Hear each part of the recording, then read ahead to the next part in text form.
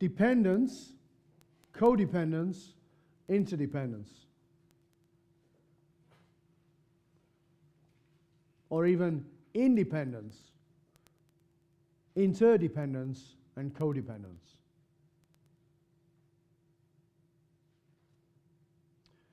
It seems to me that,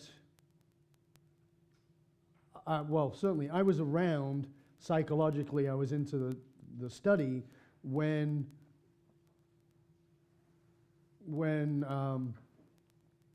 that phrase became more common, codependence.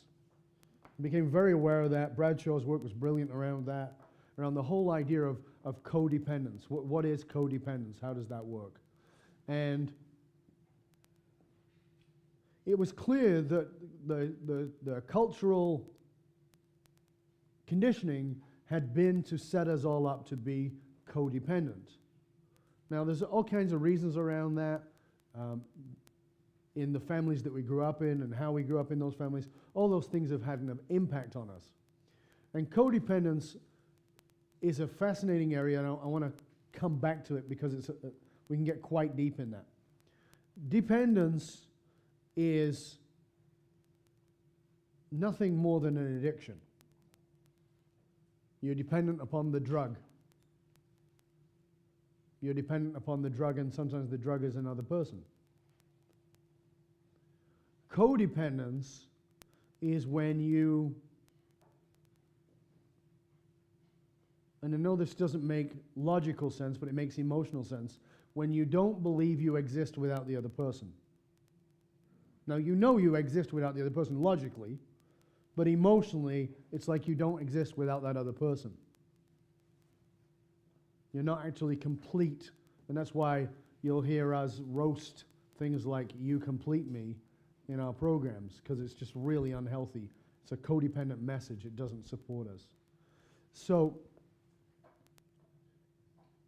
the biggest challenge with codependence is it fits in with the cultural lexicon of what it takes to have a healthy, loving relationship. And it's false and it's unhealthy.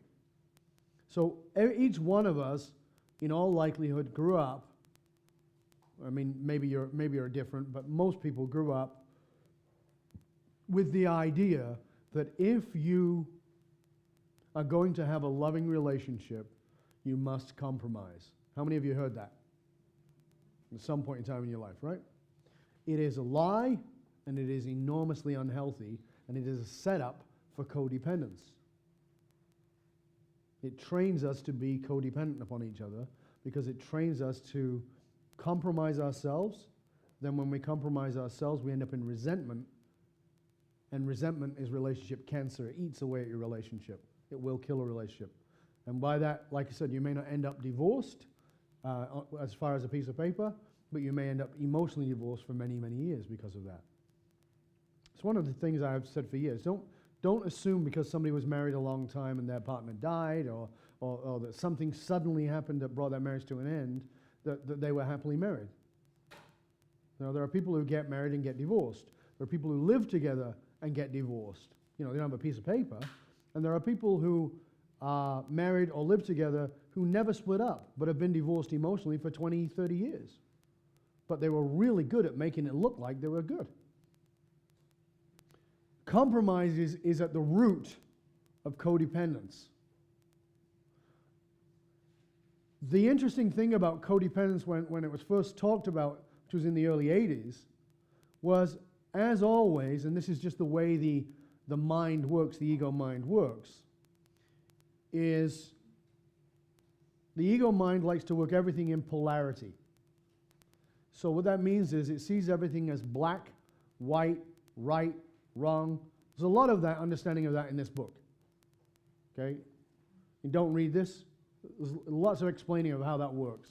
But in here it explains a lot about that, the way the ego mind likes to polarize. So everything is right, wrong, black, white, yes, no. It doesn't have any middle ground at all. So we're having these, quote, 50s relationships, and then suddenly it's realized, there's an awakening, this is not good, and the mind polarizes that. It says, okay, we can't have codependence anymore. And what happened was we had independence in a relationship. And what I saw that as was two people living together, but they might as well have been roommates. I mean, they might bunk every Saturday night because that's part of the agreement, you know, but there's no connection to them, and they're not really bonded in any way. So they're independent of each other, and they're actually living quite exclusive lives while still sharing a house and maybe sharing a bed and maybe even sharing conjugal rights, but they're not really connected. But that's simply a backlash to codependence. Is this making sense so far? If it's not, tell me, because I want to make sure you stay with me. Right? So you've got codependence, and the backlash of that was to create this fierce independence. Now in that fierce and the more codependent your relationship was, the more fierce your independence becomes. Because it's a polar response. Like, oh my God, I let him, her, rule my entire frickin' life. I didn't eat, sleep, breathe without it being run through that other person. That's it. I'm never getting into that kind of relationship again. And, you know, and then it becomes like, fierce, you know, and you won't let anybody in. And sure, you might have a romantic relationship, but you're never going to really let them in. That becomes the polarity, is this independence that's fierce, it's not real. And in fact, that person is just as codependent as they ever were, but they've gone into swimming with Cleopatra in denial.